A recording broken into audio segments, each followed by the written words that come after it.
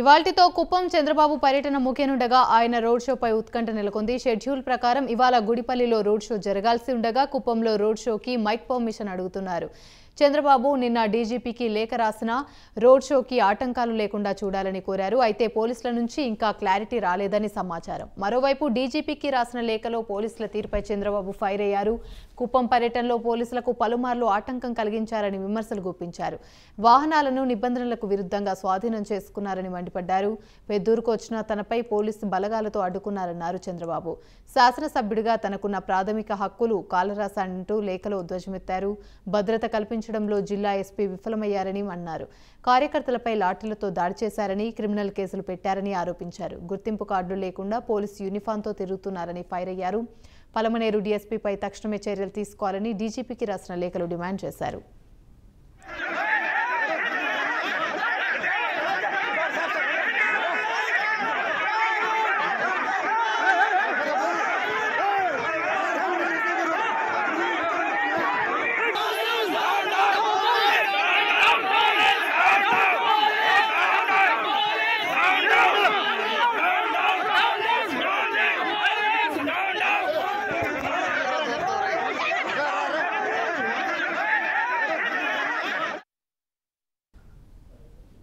మరోవైపు కుప్పంలో టెన్షన్ వాతావరణం నెలకొంది. ఆర్ఎండ్బి గెస్ట్ హౌస్ లో వినతులు స్వీకరించనున్నారు చంద్రబాబు. గ్రామాల్లో ఇంటింటి పర్యటనకు సిద్ధమయ్యారు.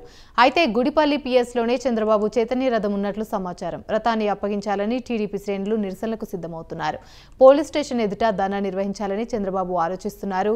నిన్న రెండో రోజు పోలీస్ ఆంక్షల మధ్య చంద్రబాబు పర్యటన సాగింది. రాష్ట్రంలో అరాచక పాలన కొనసాగుతుందన్న చంద్రబాబు తెలుగుదేశం నేతలు కార్యకర్తలపై ఇప్పుడు కేసులు పెట్టి జైల్లో పెడుతున్నారని ఆగ్రహం వ్యక్తం చేశారు. ఇక ఇదే అంశానికి సంబంధించి మరిన్ని వివరాలు మా ప్రతినిధి సునీల్ అందిస్తారు. లైవ్ ద్వారా సునీల్ చెప్పండి.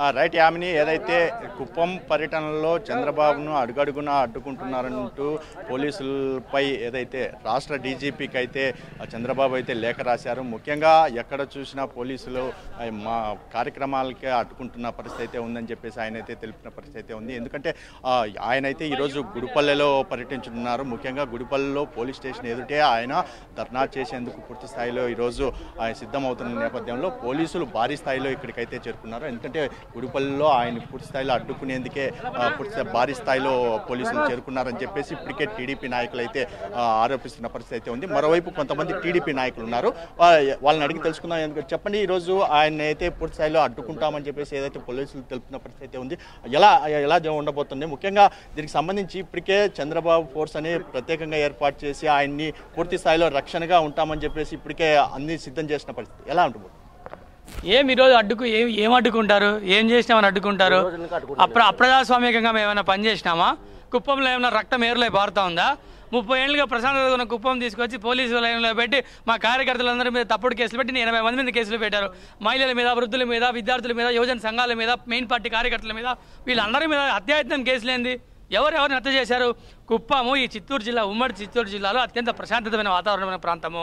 పక్కనే కర్ణాటక బార్డర్, చాలా చల్లగా ఉండే ప్రాంతము, చాలా ప్రశాంతంగా ఉండే వాతావరణము. ఈ వాతావరణాన్ని రాజకీయంగా, మానసికంగా కలుషితం చేసి వైఎస్ జగన్మోహన్ చేసినటువంటి ఫ్యాక్షన్ ఫ్యూడలిస్ట్ పోకడలు ఏవైతేనో దానికి ఇంతకన్నా ఏం చేస్తావు? కేసులు పెట్టుకుంటావు అంతే. ఏం చంపుతావా? ఇంతకన్నా ఏమైనా చేస్తావా?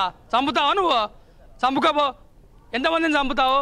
మా సమాధుల మీద నీకు రాజకీయ అధికారం వస్తుంది అనుకుంటున్నావా? మా సమాధుల మీద నీ పునాదులు కూలిపోతాయి, గుర్తుపెట్టుకో.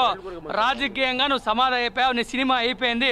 అందుకే ఇటువంటి అసందర్భ ప్రలాపనలు, పనికి మాలిన జీవోలు, పిచ్చి చేష్టలు, ఉత్తుత్తి మాటలు, ఊగిపోయే ప్రసంగాలు, ఊగదంపుడు ఉపన్యాసాలు చేస్తా రాష్ట్ర ప్రజలను మోసం చేసినట్టే గొప్ప ప్రజలు మోసం చేద్దాం అనుకుంటున్నావు నువ్వు. అంటే ముఖ్యంగా నిన్న జరిగినటువంటి మీడియా సమావేశంలో పెద్దిరెడ్డి రామచంద్రారెడ్డి ఏదైతే టీడీపీ చంద్రబాబు నాయుడు గారిపై అనుచిత వ్యాఖ్యలు చేశారు, దాని మీద మీ చేస్తారండి. ఇప్పుడు నేను చెప్తున్నా కదా, పెద్దిరెడ్డి రామచంద్రారెడ్డి గారికి రాజకీయ స్పృహ ఇసువంతైనా ఉన్నప్పటికీ కూడా చంద్రబాబు నాయుడు గారి గురించి అత్యంత ఎక్కువ తెలిసిన వ్యక్తి పెద్దిరెడ్డి రామచంద్రారెడ్డి గారే.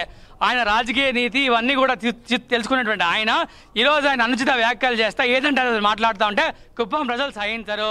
పెద్దిరెడ్డి గారు మంత్రిగా వయసు రీత్యా మీకున్నటువంటి అనుభవాన్ని రంగరించి ఈ జిల్లాను డెవలప్ చేయాల్సింది పోయి డెవలప్ చేయకపోగా ప్రతిపక్ష నాయకుడు మర్యాద లేకుండా వయసుకు మర్యాద లేకుండా 14 ఏళ్ళు ముఖ్యమంత్రి చేసిన వ్యక్తిని మర్యాద లేకుండా ఆయన మీద అవాకులు చవాకులు వెళ్ళి అసందర్భ ప్రేరేపణలు మాట్లాడి అనుచిత వ్యాఖ్యలు చేసి తెలుగుదేశం పార్టీ కార్యకర్తల క్రోధాగ్నికి మీరు గురవుతున్నారు. వైఎస్ఆర్సీపీ ఓడిపోవడానికి మీ మాటలే పునాదులు. ఇక్కడ మీరు ఎంత గట్టిగా మాట్లాడి మా నాయకుడిని విమర్శిస్తే అన్ని వేల ఓట్లు వైఎస్ఆర్సీపీ కోల్పోతుంది, అన్ని వేల ఓట్లు తెలుగుదేశంకి వస్తుంది. చంద్రబాబు నాయుడు గారు అనుచిత వ్యాఖ్యలు చేయడానికి మీరెవరండి? ఏం చేశారు చంద్రబాబు నాయుడు గారు? బూతులు మాట్లాడారా?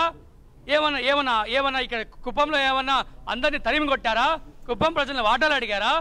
కుప్పం ప్రజల్ని చంద్రబాబు నాయుడు గారు వాటాలు అడిగింది కేవలం అభివృద్ధిలో మాత్రమే ప్రజలు ఇక్కడ వాటా ఉంది, అవినీతిలో వాటా లేదు. ఆయన మీద అనుచిత వ్యాఖ్యలు చేసిన అవసరం ఎందుకుంది?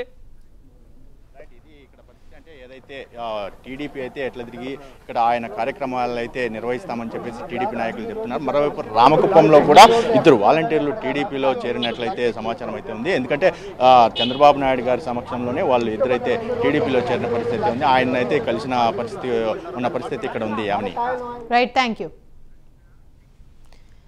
కేసీఆర్ పై మాజీ ఎంపీ చేగొండి హరి